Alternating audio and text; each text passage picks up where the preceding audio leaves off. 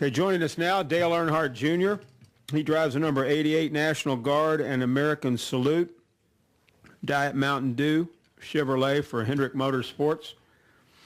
And Dale's coming to Daytona International Speedway, a place he's had great success over his career. And Dale, talk about coming back to Daytona, racing at Daytona. We're about at the midpoint of the season, and your thoughts about running here in this Coke Zero 400.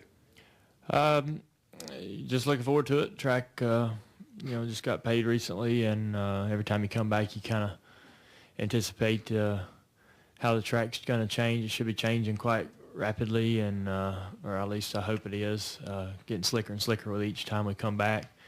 The color of the track itself has definitely lightened up quite a bit.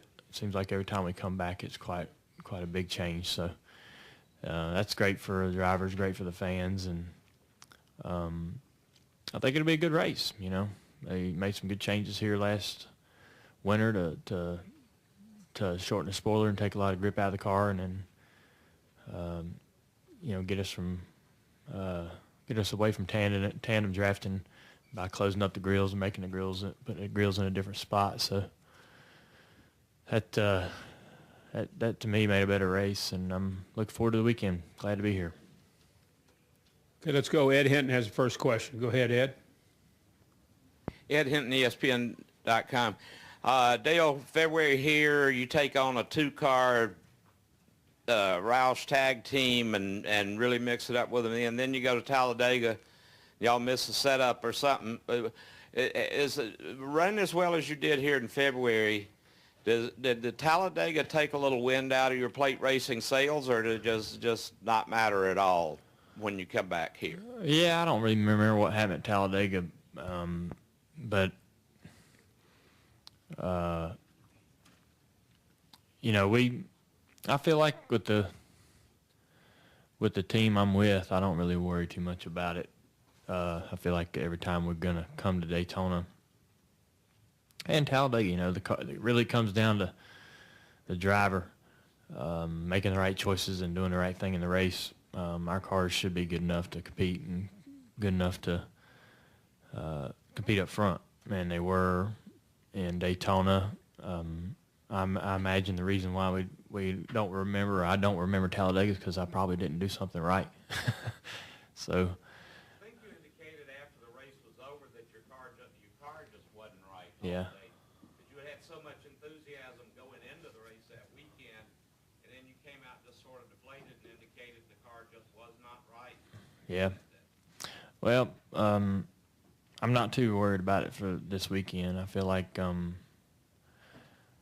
we've been talking already this week about what cal we need to run and things we need to try before we feel ready to wrap up practice, because you don't really practice a whole lot for these races, but we know we got a couple things. We don't feel like we're as strong as we want to be, so we're definitely going to do some things and try to make sure we don't leave any stone unturned during practice today. So, but I feel good. I mean, I'm looking forward to the race.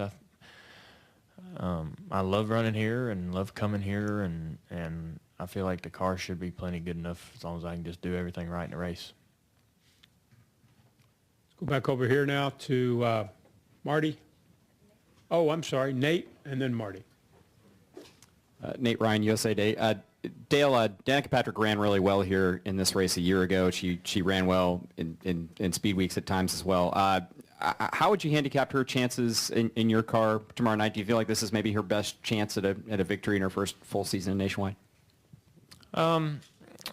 She's got a good chance. The car should be pretty strong. Tony Jr.'s really good at putting a car together that'll run well at Daytona, and so she's got to feel pretty good about the equipment. I think the guy that Hendrick Motorsports has done a great job on the engines this year, and every time I've drove the cars have been really, really solid. So she, I'm looking forward to, one of my guys trying to get a win. We haven't had, a win in a good while, and we certainly are due as a company, and I know that Danica would love to get a win. So I think it's good. Yeah, she's got a good shot. Let's go over here to Marty. Marty Smith, ESPN. At the end of the race last weekend, you said you're not going to be as patient this time in waiting for another victory. So that then made me wonder how victory felt to you this time around after a long drought, as opposed to how it felt when you were winning more. When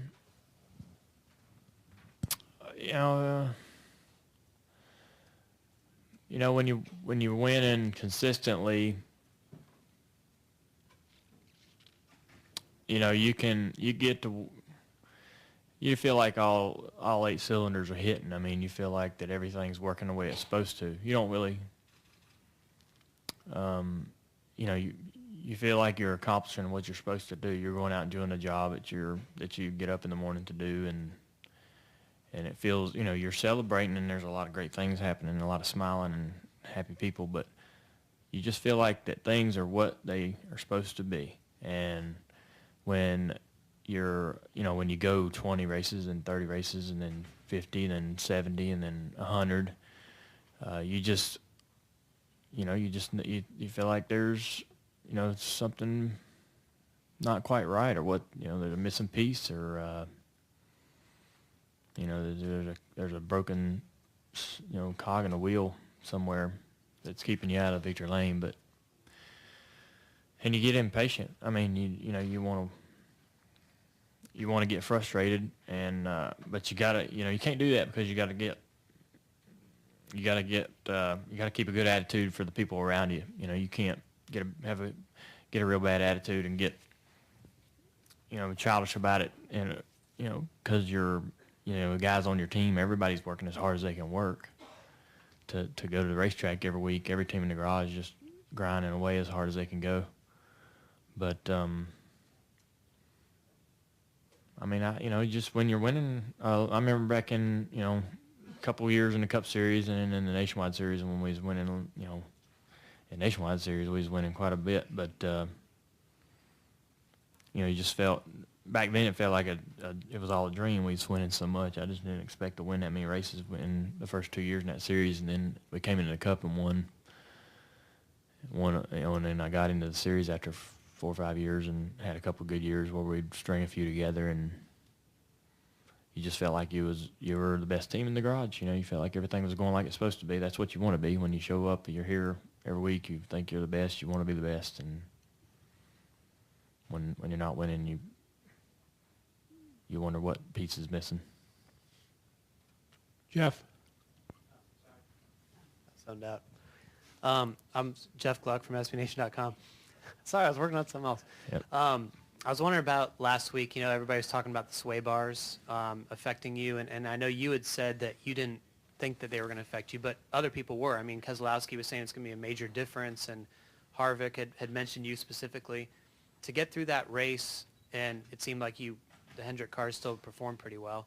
Do you feel like you answered some of those questions for yourself or others, and what did you make of the people speculating that was going to be something that knocked you down a few notches? Well, we felt pretty confident about our cars all year, and we've been running pretty good since the year started. So I didn't feel like that rule change to me was quite insignificant to every other variable on the car that we're that we're confident in. I think that in my personal opinion, it was a bit of a magnified view of one small part of a huge working machine that we have at our grasp. Our whole team, I feel like that Steve has not just that tiny piece of the car figured out. We've got a lot of other things going in the right direction that have helped us run good all year long. And one rule that gets changed that apparently only affects our cars just sounds crazy. I know that we get. I think it credits us for being smart. It credits our company for being intelligent. But we aren't the only ones out there with rear sway bars, and we aren't the only ones out there that know how to use them. So maybe those other guys are pretty smart for playing dumb. But the change wasn't going to make a big difference. We've been running good all year long, and I feel like that, we wouldn't miss a beat. I really didn't feel any concern over the rule change whatsoever. And I know it got a lot of guys excited that they were, and Brad ended up going and winning that race. But I think that we're still a good team and a strong team. I feel like that, the second to last run in that race, we were super fast. And I know Jimmy was quick all night long. And for whatever reason, which it happens sometimes, it's happened to me a lot of times, that last run on our tires, we were just really loose. And Jimmy about wrecked his car a couple times, and I about wrecked a couple times. And but we ended up all running pretty well and finishing pretty well. So I felt like at the end of that, I felt like in the first practice and then in the second practice, we made our statement. I thought the race was an afterthought. I felt like just how the speed we had in the first two practices on Friday should have been a good answer. Final question. I'm told he needs to get out to the race car. Bob? Bob Hockers, Sporting News. In trying to decide who to work with at the end of the race, do you lean more towards friends and people you trust, or whoever your car has worked with the best during the race? Yeah, well, I don't know. A lot of times,